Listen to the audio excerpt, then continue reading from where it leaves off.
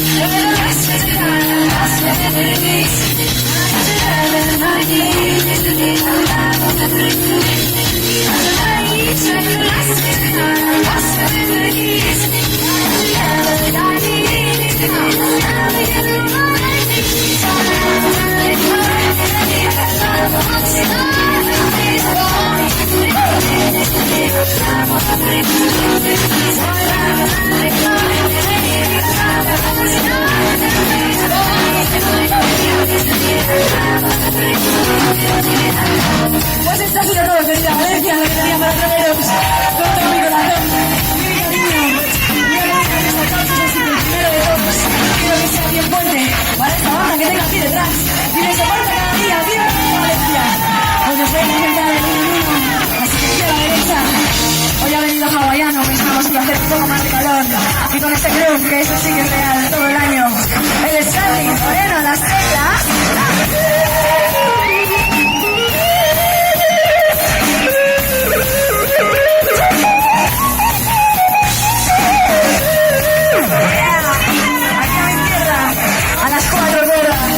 desafiando al reloj, el escoño, calvo, al banco.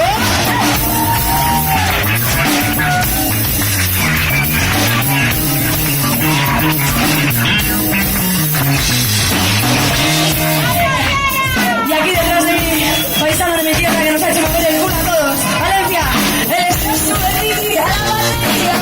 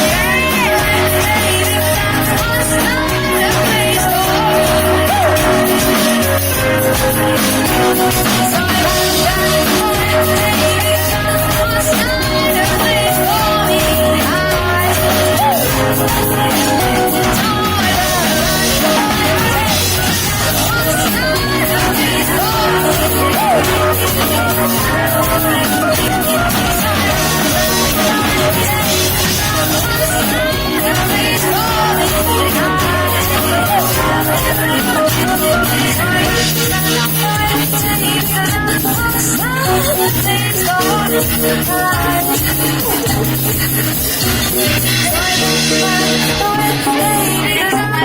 not a place for